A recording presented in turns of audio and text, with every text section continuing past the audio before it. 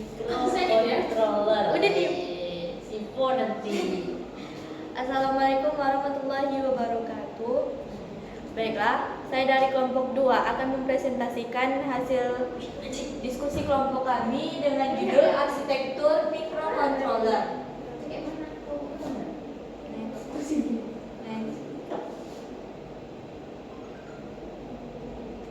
Pengertian microcontroller. Microcontroller adalah komputer kecil yang terintegrasi dalam sebuah chip. Biasanya digunakan untuk mengendalikan atau mengawasi operasi suatu perangkat elektronik.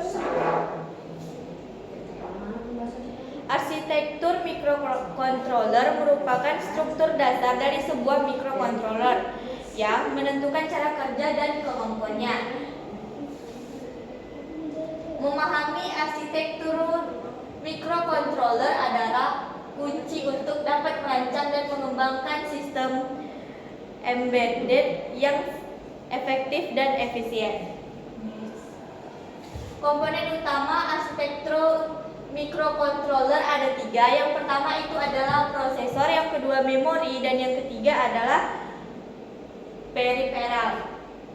Prosesor sendiri itu adalah inti dari sebuah microcontroller, sebuah prosesor yang berfungsi untuk mengeksekusi instruksi-instruksi program yang disimpan di dalam memori. Selanjutnya, memori itu adalah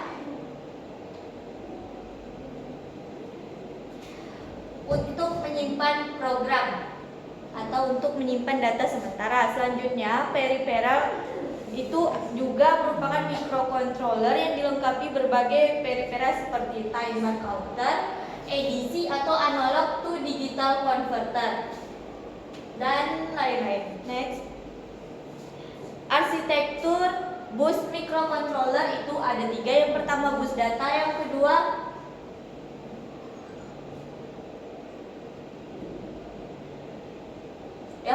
bus alamat, yang ketiga bus kendali. Bus data adalah jalur komunikasi data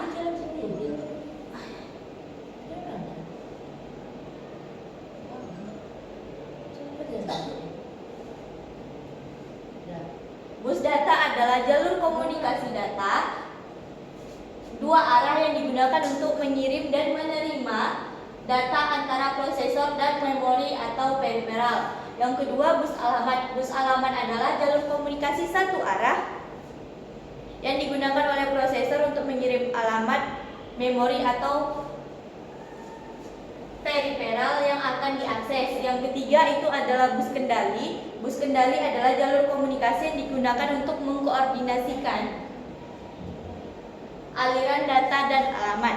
Next. Jenis-jenis arsitektur microcontroller itu ada 4. Yang pertama Harvard arsitektur, yang kedua itu ada von Neumann arsitektur, yang ketiga itu ada RISC arsitektur, yang keempat itu ada CISC arsitektur. Mulai dari Harvard arsitektur itu digunakan untuk memisahkan antara memori program dan memori data. Yang kedua von Neumann arsitektur itu menggunakan memori tunggal untuk menyimpan instruksi dan data. Yang ketiga itu ada Reduced Instruction Set Computer atau RISC.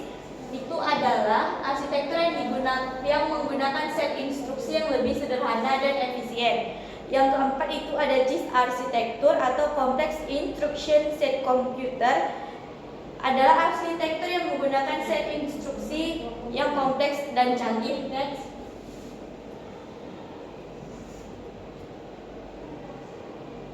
Dan selanjutnya ada arsitektur microcontroller yang populer. Yang pertama itu ada 8051 arsitektur. Itu adalah salah satu arsitektur microcontroller yang paling populer dan banyak digunakan. Yang kedua itu ada AVR arsitektur. AVR arsitektur itu adalah arsitektur microcontroller berbasis RISC yang dikembangkan oleh Atmel. Yang ketiga itu ada ARM Cortex-M arsitektur. Itu adalah arsitektur microcontroller berbasis RISC yang dikembangkan oleh ARM Holdings.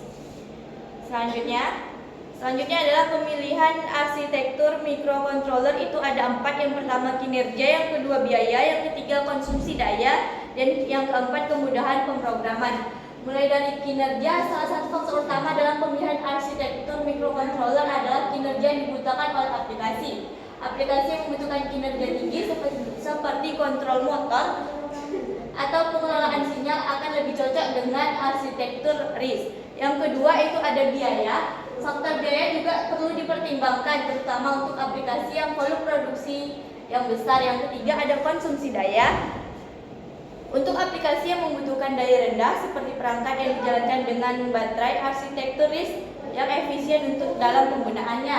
Yang keempat itu adalah kemudahan pemrograman. Kemudahan pemrograman dan dukungan perangkat lunak juga menjadi pertimbangan yang penting. Selanjutnya itu ada tren arsitektur microcontroller. Tren saat ini adalah penggunaan microcontroller 32 bit yang menawarkan kemampuan dan kinerja yang tinggi dibandingkan dengan microcontroller 8 bit atau 16 bit tradisional. Yang kedua, dengan meningkatkan kebutuhan akan perangkat portable dan baterai, tren dalam arsitektur microcontroller adalah fokus kepada efisien energi untuk memperpanjang masa pakai baterai. Yang ketiga, ada tren terbarunya adalah integrasi kemampuan kecerdasan buatan seperti pembelajaran mesin ke dalam arsitektur microcontroller untuk mengembangkan aplikasi yang lebih cerdas dan otonom. Yang keempat itu ada semakin banyak microcontroller yang dilengkapi dengan kemampuan konektivitas seperti Bluetooth, Wi-Fi, Internet untuk memungkinkan komunikasi dan integrasi yang dengan perangkat lain. Selanjutnya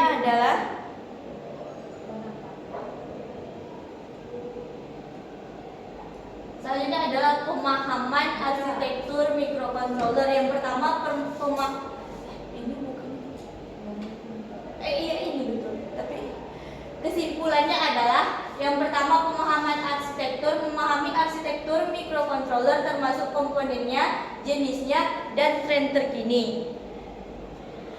Yang kedua, pemilihan yang tepat. Pemilihan arsitektur microcontroller yang tepat berdasarkan kebutuhan aplikasi seperti kinerja, konsumsi daya, biaya, dan kemudahan pemrograman akan memastikan keberhasilan pengembangan sistem embedded.